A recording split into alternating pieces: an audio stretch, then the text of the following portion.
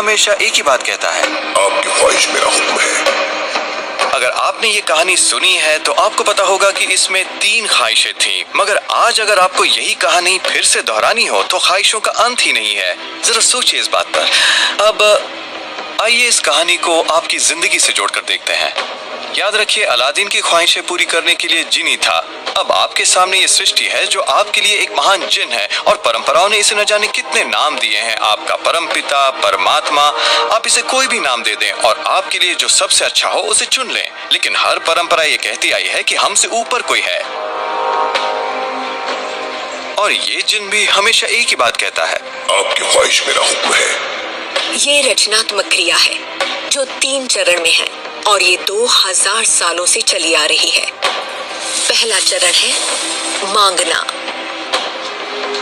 सृष्टि को आदेश दे, उसे ये जानने दे कि आप क्या चाहते हैं। सृष्टि आपके विचारों पर अमल करेगी।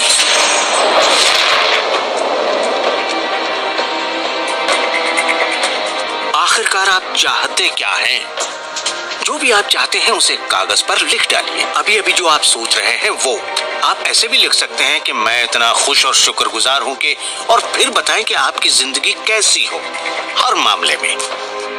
और इसमें बहुत मजा आएगा। मानो आप सृष्टि को मेन्यू कार्ड की तरह इस्तेमाल कर रहे हो और अपना ऑर्डर दे रहे हो। मैं इस चीज को आजमाना चाहूंगा और मुझे ये प्रोडक्ट चाहिए और मुझे फला किस्म का साथी चाहिए। जैसे आप सृष्टि को अपनी पसंद की लिस्ट दे रहे हो। ये वाकई इतना आसान है। दूसरा चरण है विश्वास। विश्वास करें कि वो आपका हो चुका है। इसे मैं अटूट विश्वास कहना चाहूंगी। अनदेखे में विश्वास करना। आपकी ख्वाहिश मेरा हुक्म है। और सृष्टि अपने आप में खुद तब्दीलियां करेगी ताकि आपके लिए वो सब घटित हो। बहुत से लोग उस ख्वाहिश के बारे में सोचते तक नहीं जिसे वो वाकई चाहते हैं, क्योंकि हम नहीं जानते कि वो कैसे सच होगा। अगर आप थोड़ी सी जांच पड़ताल करें तो ये बात बिल्कुल साफ हो जाएगी कि जिसने भी कामयाबी हासिल की है वो कुछ नहीं जानते थे सिवाय इसके कि उन्हें कामयाबी हासिल करनी है। आपको ये जानने की जरूरत नहीं कि ये कैसे होने वाला है, और ना ही ये कि सृष्टि अपने आप में तब्दीली कैसे लाएगी। आप नहीं जानते कैसे, तो आपको ये दिखाया जाएगा। आप उसे आकर्षित करेंगे। अक्सर जब हम उन चीजों को नहीं देखते जिनकी हमने फरमाइश की थी, हम झुंझला जाते हैं, हम निराश हो जाते हैं और हमारे अंदर शक पैदा हो जाता है। ये शक निराशा का एहसास जगाता है। उस एहसास को पहचानिए और उसे बदल दीजिए अपने अटूट विश्वास से। और ये मैं दावे के साथ कह सकती हूँ कि वो चीज आपको जरूर मिलेगी। इस प्रक्रिया का तीसरा और आखिरी चरण है पाना।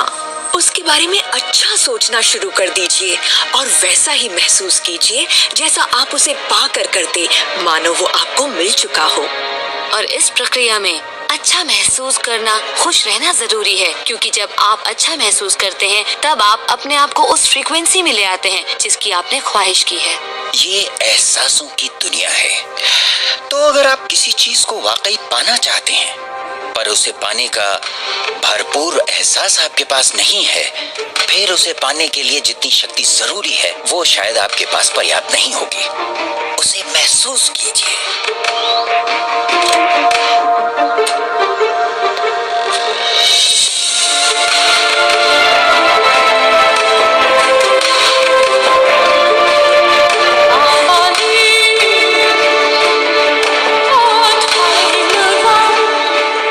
जब आप कल्पना को वास्तविकता में बदलते हैं तब आप बेहतर कल्पनाओं को जन्म देते हैं, और यही मेरे दोस्त रचनात्मक प्रक्रिया है। तो आकर्षण का सिद्धांत, इसे समझना और इस पर अमल करना सिर्फ ये पता लगाना भर है कि जो आप चाहते हैं उसका एहसास आप कैसे जगाएं। जाकर उस कार को टेस्ट ड्राइव कीजिए, नया घर देखना शुरू कीजिए, उसमें जाइए। इस पाने के एहसास को जगाने के लिए आप जो कुछ भी कर सकते हैं कीजिए, और याद रखिए ऐसा करने के लिए आप जो कुछ भी करेंगे वो उसे आकर्षित करने में आपकी मदद करेगा। हो सकता है आप आंखें खोलें और वो आपके सामने प्रकट हो, या उस दिशा में आपको कोई बेहतरीन सी तरकीब मिल जाए। और आपको ऐसा बिल्कुल नहीं कहना चाहिए। मैं ऐसे कर तो सकता हूँ लेकिन मजा नहीं आएगा, क्योंकि उस सूरत में आपका रास्ता बिल्कुल गलत होगा। आप जो भी करें, अगर आप सृष्टि के अनुसार कर रहे हैं जो वो आपको देने की कोशिश कर रही है, तो खुशियां आपकी झोली में होंगी। आप एक नए जोश से भर जाएंगे। आप हर वक्त खुश रहेंगे मानो वक्त थम सा गया हो। ये सृष्टि गति पसंद करती है, तो देर मत कीजिए, ज्यादा मत सोचिए, शक मत कीजिए। जब मौका सामने हो, कुछ करने की इच्छा हो, जब अंतरात्मा कुछ करने को कहती है, तो करिए। यही आपका काम है और आपको बस इतना ही करना है। हर वो चीज आकर्षित होगी जिसकी आपको जरूरत है। अगर पैसा है तो आप उसे आकर्षित करेंगे, अगर वो लोग हैं तो उन्हें आकर्षित करेंगे, कोई खास किताब है तो आप उसे आकर्षित करेंगे।